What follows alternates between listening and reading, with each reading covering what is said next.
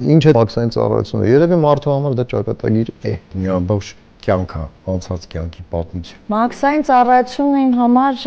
պետության հիմնասյուներից մեկն է։ Ինձ համար պատիվ է, ապրելակերպը եւ հայրենիքին ծառայելու միջոց։ Ոչ թե աշխատանք է եւ ծառայություն, այլ նաեւ առաքելություն։ Այն վայրն է, որտեղ հրաշալի կերպով կարող ես ինքնադրսևորվել, գտնել քեզ որպես մասնագետ։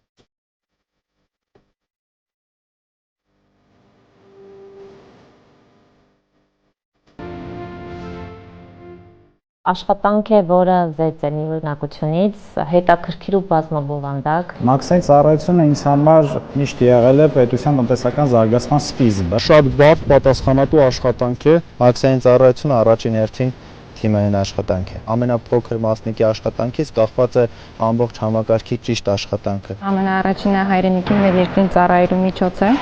Սիրելի աշխատանք եւ շատ մեծ պատասխանատվություն։ Սահմանային անցակետում կանգնած բոլոր մաքսային ծառայողները ունեն բարձր գիտակցում, որ իրենց իրականացրած մաքսային հսկողությունը ապահովում է մեր երկրի տնտեսական անվտանգությունը։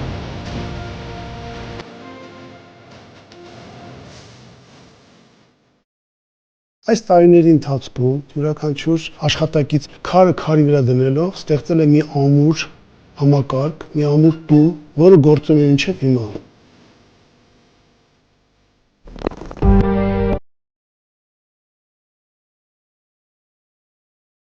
Մաքսային ծառայությունը ստեղծվել է 92 թվականի հունվարի 4-ի Հայաստանի Հանրապետության նախագահի հրամանագրով։ Մաքսային ծառայությունը շատ մեծ ճանապարհ է անցել, ինչպես եւ նորանկախ մեր Հայաստանի Հանրապետությունը։ Բոլոր խնդիրները, որոնք ունեին պետության կայացման գործում, բոլոր խնդիրները ունեցել են նաև մաքսային ծառայությունը։ Երբ որ ստեղծվեց մաքսային համակարգը, ինձ համարվել է 9 աշխատող։ Ես ընդհանրապես 3 տարվա աշխատող էի։ Եվ մենք փորձում էինք մի քանի հոգով սովորեցնեինք նոր եկած մարդկանց։ Անցել ենք շատ դժվար ժամանակահատված, երբ որ ձեռքի տակ ոչինչ չունենք։ Այն ժամանակ չկար օրենսդրական բազա, չկար տեխնիկական միջոցներ։ Օրվա մեջ հնարավոր է ծրագրով լրացվեին 100-ից ավելի հայտարարագրեր։ Արտաքին տնտեսական գործունեության ապրանքային անվանացանկը ձեռքով էր թերթվում եւ ծածկագիրը գտնում էին թերթելու։ Օգտվում էր նա, ով ուներ բնատու լավ հիշողություն։ Հետո ներդրվեց ասիկուդա ավտոմատացված համակարգը։ Այդ պահից սկսեց մաքսային համակարգի թվայնացումը։ Ժամանակի հրամանատարը եղել է մեր ամենօրյա պահանջը։ Այսօր մենք ունենք տեխնոլոգիապես հագեցված եւ ժամանակակից մաքսային ծառայություն անհամեմատ է այն ինչ որ այսօր կա եւ այն ինչ որ մենք ունեցել ենք 33 տարի առաջ։ Մաքսային համակարգում գիտելիք եւ թվայնացումը դրանք ձեռքի տված ընթանում են առաջ։ Բարև ձեզ, այսօրվա մեր դասընթացը մաքսային արժեքի վերաբերյալ է։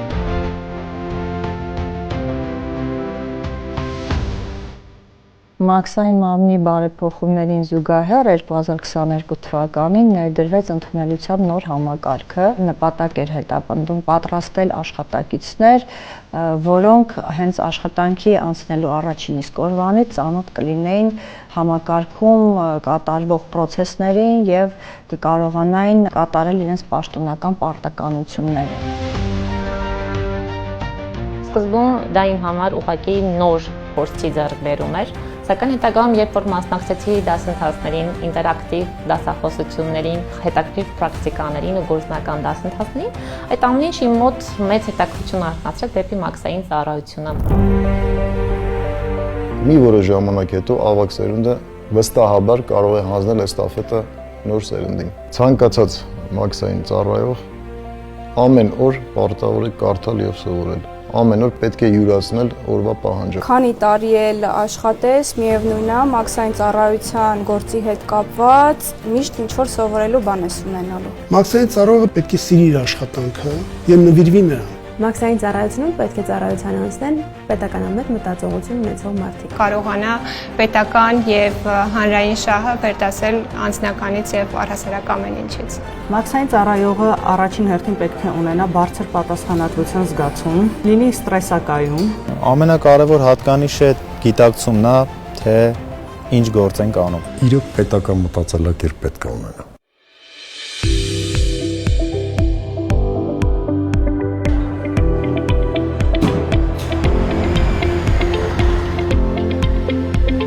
սկսած բարևելուց մինչև քաղաքացուն բարի ճանապարհ մաղթելը դու պետք է այդ պատասխանատու զգացողություն ունենաս, որ դու ներկայացնում ես առաջինը հենց Հայաստանի Հանրապետությունը։ Բարև ձեզ։ Պետք է իրականացնենք մեքենայի տեսազննում։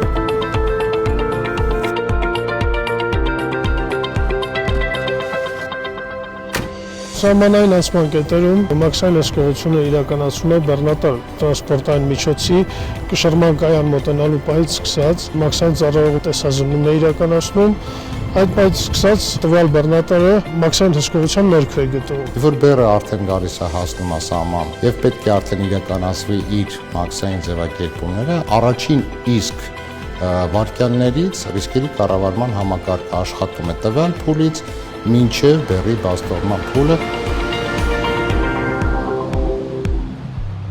Երբ ստեղծվեց մաքսային ծառայությունը, այդ ժամանակ չկար, բացակայում էր ռիսկերի կառավարման համակարգը։ 1999 թվականին սեղմեց ռիսկերի կառավարման համակարգի մեկնարկի կոճարկը։ Տարիների ընթացքում ռիսկերի կառավարման համակարգը ապրեց իր էվոլյուցիոն ճանապարհը։ Ռիսկերի կառավարման համակարգին որոշում է տվյալ տրանսպորտային միջոցի ռենտգեն տեսազնման կամ մաքսային զննման անհրաժեշտությունը։ Եթե ռենտգեն տեսազնման կամ մաքսային զննման անհրաժեշտություն չկա, հենց այստեղից տրանսպորտային միջոցը ելքագրվում է դեպի նշանակման վայր։ Բարի ճանապարհ։ Ռիսկերի կառավարման համակարգը թույլ է տալիս, որպեսզի մաքսային ծառայության ռեսուրսները արդյունավետ օգտագործվեն։ Չի կարելի ստուգել բոլոր տնտեսվարողների բեռները, չի կարելի իրականացնել մաքսային հսկողություն բոլոր ֆիզիկական անձանց։ Եթե 2 տարի առաջ մեր տնտեսվարողների ապրանքների զննությունը կազմում էր մոտավորապես 20%, ներկայումս 24 թվականի 3-րդ եռամսյակի արդյունքներով մենք հասել ենք միջազգային եվրոպական ստանդարտներին համապատասխան 4.98% ցուցանիշին։ Եթե սովորական ներմուծման պարագայում ապրանքը սահմանահատելուց մինչև վերջնական բացթողման տևողությունը կազմում է 2-ից 3 օր, ապա նախնական հայտարարման պարագայում տվյալ ժամանակահատվածը կազմում է 1 ժամ։ Մինչև ապրանքի ներմուծումը ներկայացնելով տվյալ տեսակի հայտարարագիրը հնարավորություն է ունենում ապրանքների բացթողումը իրականացվի անմիջապես սահմանային անցման կետից։ Տնտեսվարողը կարիք չի ունենա այցելել մաքսային պահեստներ, ապրանքները տեղակայել ժամանակավոր պահպանության պահեստներում եւ փաստաթղթային հսկողության համար այցելել մաքսատուն վարչություն։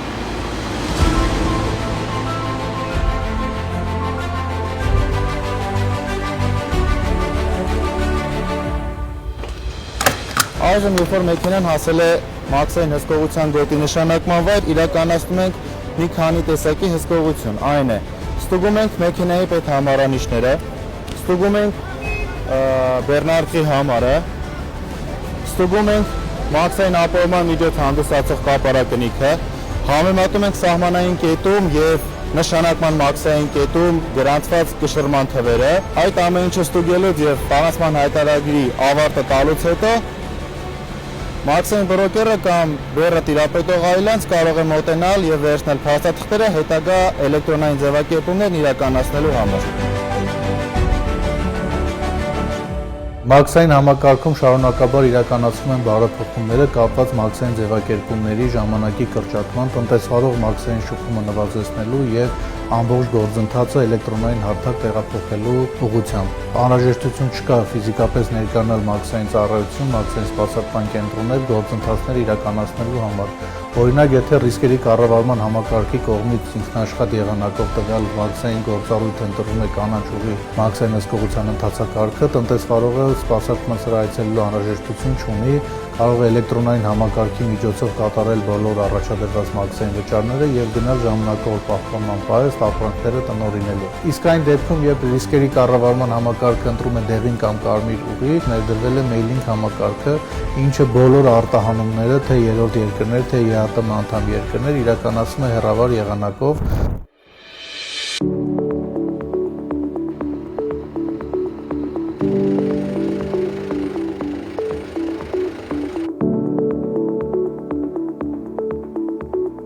Հայաստան մոտ գործող ավտոտրանսպորտային միջոցների գերակշիռ մասը տնտեսվարողներ եւ ֆիզիկական անձինք ձևակերպումներն իրականացնում են Գյումրիի արտաքին տնտեսական գործունեության սպասարկման կենտրոնում։ Ավտոմեքենաների մաքսային ձևակերպումների մեկ վայրում կենտրոնացվածությունը հնարավորություն է տալիս տնտեսվարողներին շատ արագ եւ մեկ տեղում կազմակերպել իրենց ամբողջ գործընթացը, խուսափելով հերթերից եւ կուտակումներից։ Մեքենան բեռնաթափելուց հետո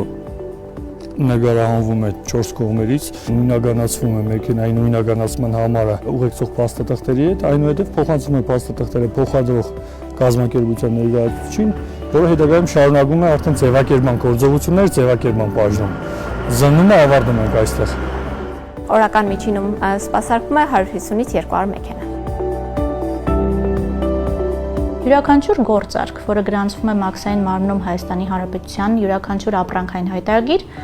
գրանցման պահից սկսած ստանում է որոշակի ռիսկայնության մակարդակ։ Յուրաքանչյուր գործարքի վրա սկսում են աշխատել ռիսկի պրոֆիլները։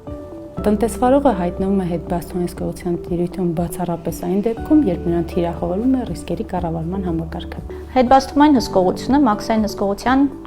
կարելի ասել անտեսանելի տեսակն է։ Ներկայումս հետբաստումային փուլում գործարքների ռիսկայնության մակարդակի ընտրության հարցում մարդկային գործոնը գրեթե հավասարացված է 0-ի, քանի որ գործում է ռիսկերի կառավարման ավտոմատացված համակարգը։ Գործարքը առնվազն 3 տարի շարունակ գտնվում է հետբաստումային հսկողության տիրույթում եւ կարող է ենթարկվել հսկողության, կարող են բացահայտվել անհամապատասխանություններ, ինչի արդյունքում կարող են առաջադրվել պակաս վճարված մաքսային վճարներ։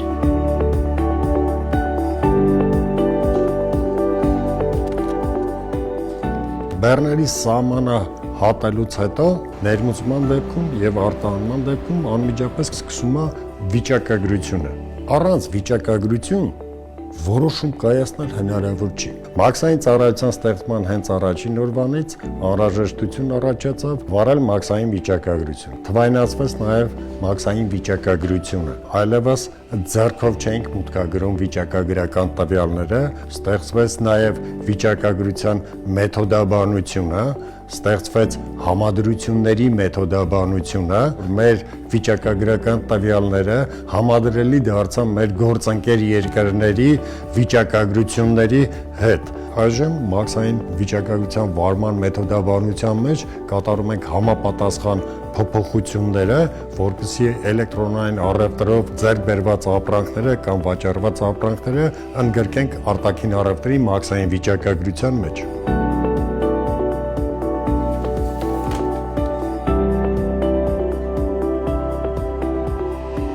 Մենք այս պահին գտնվում ենք Արգո բեռնային համալիրի պահեստում, որտեղ փոխադրվում են օդային ճանապարհով իրականացվող բեռներն են գալիս այստեղ։ Արգո բեռնային համալիր հասնելուց հետո, պահեստ մուտք լինելուց հետո անցնում է տեսազննման գործընթացը, որը տեղի է ունենում ռապիսկանի միջոցով։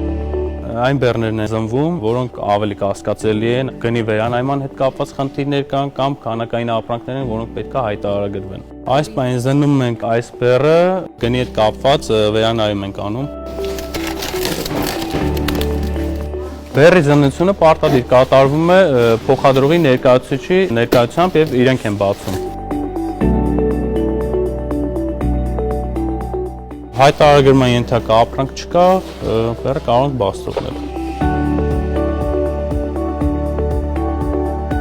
Առցանց առևտրի զարգացման հետ զուգընթաց շատ գործընթացներ ներկայումս դարձել են ավելի հեշտ, հասանելի եւ առցանց։ Նախկինում քաղաքացիները ստիպված են ներկայանալ Արգո բեռնային համալիր, որպեսզի ներկայացնեն ապրանքների հայտարարագիր եւ առաքանիների հետ կապված շատ հարցեր։ Ներկայումս այդ ամբողջը ֆիզիկական անձանց համար կատարվում է առցանց տարբերակով։ Դիմումի հիման վրա մաքսային ծառայողը լրացնում է ապրանքների հայտարարագիր եւ քաղաքացին այլևս ստիպված չի լինում մոտենալ Արգո բեռնային համալիր, ամբողջը կատարվում է մաքսային ծառայողի միջոցով, էլեկտրոնային հաղորդագրությունների եւ հեռախոսազանգերի միջոցով։ Բարև ձեզ, մաքսային ծառայություն, լսում եմ ձեզ։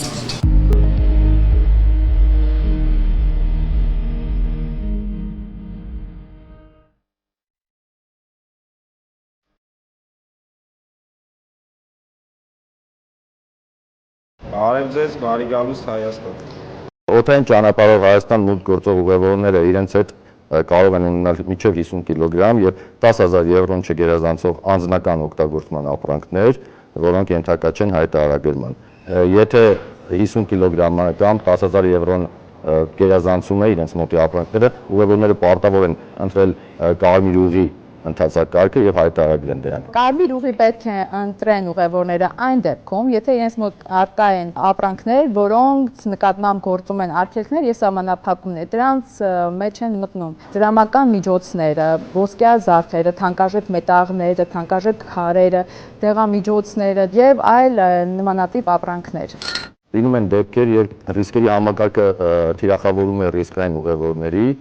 որոնց մենք ուղեկցում ենք կարմիր ուղի գոտի եւ տեսազննում։ Կարծում եմ մաքսային ծառայողներս էլ երկրի տնտեսական սահմանապահներն են, ովքեր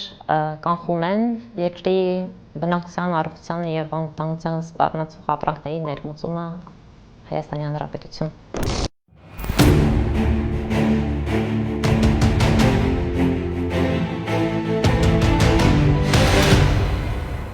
Մաքսանենգության դեմ պայքարի վարչությունը իրականացնում է իր աշխատանքը հերթապահությունների միջոցով 24/7 ռեժիմով սահմանային կետերում Հայաստանի Հանրապետության, ինչպես նաև այլ մաքսային հսկողության գոտիներում։ Հիմնական թիրախները դրանք թմրանյութերի, հոգեմետ հոգեներգործուն նյութերի,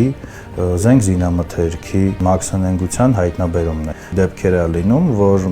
հարևան երկրների միջոցով Հայաստանը փորձ է արվում օգտագործել որպես տրանզիտային երկիր թմրանյութերի տեղափոխման համար եւ մեր աշխատանքի արդյունքում կանխվում է այդ ամենը։ Միշտ պետքա պատրաստ լինես, որ ցանկացած պահի ինչ որ մի իրադարձություն կարա տեղի ունենա, որի արդյունքում դու օրվա ցանկացած ժամի լինի գիշեր թե ցերեկ, պետքա պատրաստ լինի, գիտակցի, որ կարող է ստանա հրահանգ, մի քանի 100 կիլոմետր հեռու գնա ու ծառայությունը իր շարունակի այդ պահին այդտեղ։ Ստացել ենք տվյալներ, որ բեռնատարը ունի կասկածելի երթուղի, որոշում է կայացվել բեռը զննել ծառայողական շներով։ Այս պահին ծառայողական շունը զննում է բեռը եւ որևէ կասկածելի վարք եւ նշանառություն չի ցուցաբերել, հետեւաբար որևէ կասկածելի իր կամ բեռ չի հայտնաբերվել։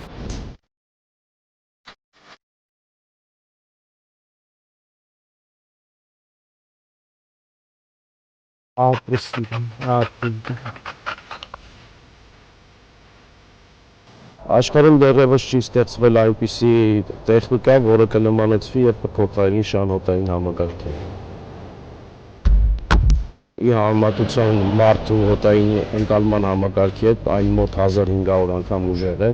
Շնավարժի մասնագիտությունը իհարկե իրանից ենթադրում է բավականին բարդություններ, այստեղ պատասխանատվություն պետք է կրել ոչ միայն ինքդ քո համար, քո տարած ծառայության համար, այլև ծառայողական խնամքի, նրա պահպանման, վարժեցման կուրսերի, արդյունավետ աշխատանքի։ Կարևոր նշանակություն ունի շան էմոցիոնալ կապվածությունը տիրոջ հետ, դրանից է կախված աշխատանքի արդյունավետությունը, թե ինչպես կհամագործակցի տվյալ զույգը։ Երևի թե առանց կենթանու չի տանի ծառայությունս մաքսային ծառայություն։ Եթե մարդն իր աշխատանքը սիրում է, պատասխանատվություն է զգում, ուրեմն պետությունը կհզորանա եւ ուժեղանա։ Եթե ես հնարավորություն ունեի նորից սկսել սկզբից, նորից կընտրեի մաքսավորի մասնագիտություն։ Միանշանակ մաքսային ծառայություն։ Անկամ եթե չընտրեի այս մասնագիտությունը, ինքը ինձ գտնելու էր մի դեր։ Մաքսային համակարգ ինձ դարձել է հոգեհարազատ։ Աշխատանքային process-ում գնալով ավելի ու ավելի եմ սիրել ծառայությունը։ Եթե նորից ունենայի հնարավորություն ընտրել մասնագիտություն, կուղեի իմ սխալը եւ մի փոքր ավելի շուտ գնալ մաքսային ծառայություն։ Ծառայության մեջ մտնողը կամ սիրի արվում մնում է ամբողջ կյանքում, կամ ուղղակի դուրս է գալիս։ Եվ դա էլ խորհուրդ եմ տալիս։ Եթե գտնում եք որ ձերը չի, այստեղ պետք չի մնալ։ Եթե գտնում եք ձերն է, դուք մնալու եք մինչև վերջ։